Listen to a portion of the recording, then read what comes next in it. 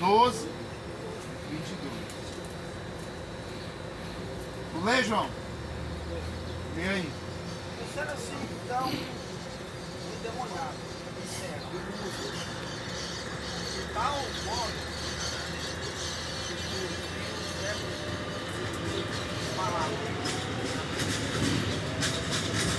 Muito bem, ó. E foi que trouxeram para Jesus. O homem era endemoniado. Aí, essa possessão causava nele o quê? Cegueira e mudez. Tá certo? Aí a palavra diz assim, ó. De tal modo que Jesus o curou. E que o cego e mudo falava e via. 23. E toda a multidão se admirava e dizia: não é este o filho de Davi? O que eles querem dizer com essa expressão? Não é este o filho de Davi? Quando eles presenciaram aquele milagre. Isso. E Cristo quer dizer o quê? Messias. Bom? Cristo é grego. Messias é hebraico. Quando eles viram aquele milagre que é sobrenatural, certo? Com certeza pela primeira vez, eles viram esse homem ser liberto das doenças e do espírito que o aprisionava. E por verem isso, eles perguntaram: não é este o filho de Davi? Eles pensaram assim, ó: o Messias está entre nós. Deus está entre nós. Que a promessa lá em Malaquias é que um dia Deus visitaria o templo. Certo? Então os judeus estavam esperando que um dia Deus visitasse o templo deles. Aí esse dia chegou. Bom? Amém? Por quê? Porque eles estavam experimentando coisas e vendo que eles nunca tinham visto. Que é a chegada do Messias. Muito bem. Então esse milagre, para esse público, ele causou uma admiração. Certo? Tudo que Jesus fazia, Jesus era experimentado. Tá bom? Vocês lembram? Quando o sacrifício ele era apresentado no templo, o que é que o sacerdote fazia antes? O que é? Não, antes de sacrificar, o que ele fazia? O que é? Todo animal que chegava lá, ele sacrificava? Examinava. Isso, que foi o que falou. E o examinar era para quê? Para ver se havia alguma marca. Isso, marca, defeito, aleijado. Se tivesse defeito, Não recebia. não recebia. Então, o ministério de Jesus, Jesus está chegando nos lugares e ele está trabalhando. Jesus no Novo Testamento vai ser o quê? Ele vai ser apresentado como o quê? Cordeiro de Deus. Isso, que é o sacrifício, não é? Aí o sacrifício, para ser apresentado, ele tem que ser o quê? Examinado. Então, quando Jesus ministra nas sinagogas, nas ruas, ali as pessoas estão fazendo o que com ele? Examinando. Entendeu? Estão examinando o ministério dele para ver se ele é o quê? Sem defeito. Entendeu? Vocês estão entendendo? Então aqui, ó, no versículo 23, as pessoas que viram o milagre, eles entenderam que Jesus era o quê? Messias, filho de Davi. Amém? Agora é assim, ó.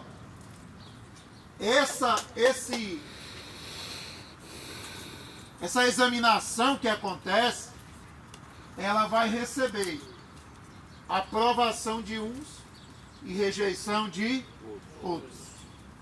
Mas o sacrifício, ele é o quê? Sem defeito. Que ele vai ser aceito na morte. Certo? Até a morte, até a cruz, Jesus está sendo examinado. É como se a pessoa chegasse assim, ó, deixa eu ver se ele tem essa mancha aqui, ó. Não presta não. Tá bom? Então Jesus está sendo examinado. Então naquele dia que ele estava na sinagoga, ele está sendo examinado. E a multidão acreditou que Jesus era o filho de Davi. Muito bem. Aí diz assim, ó, versículo 24, presta atenção. Mas os fariseus,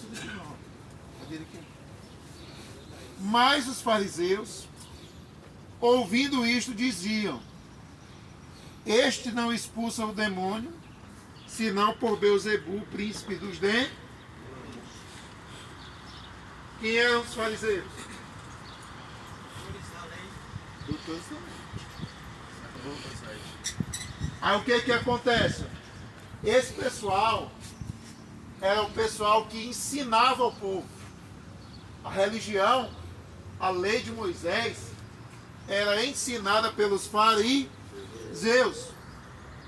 E essas pessoas que conheciam a lei estavam rejeitando quem? Jesus, que é quem? Messias. Entendeu, irmão?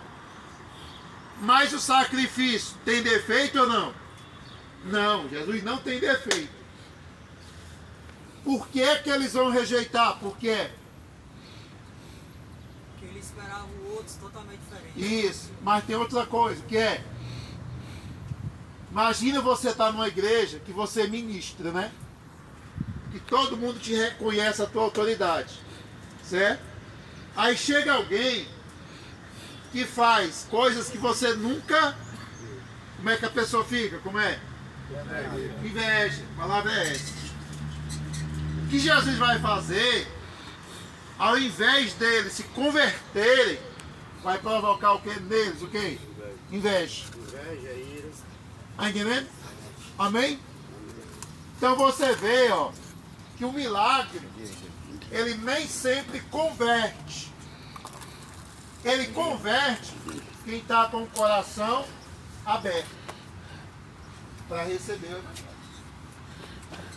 Mas quem não está, quem tem inveja no coração, quem tem ira, o evangelho vai ser um motivo de contenda, de confusão, de rejeição.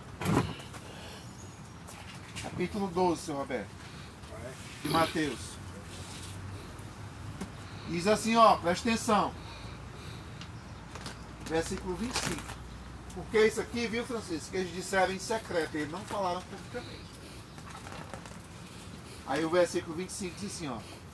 Jesus, porém, conhecendo os seus pensamentos, disse-lhes: todo reino dividido contra si mesmo é devastado.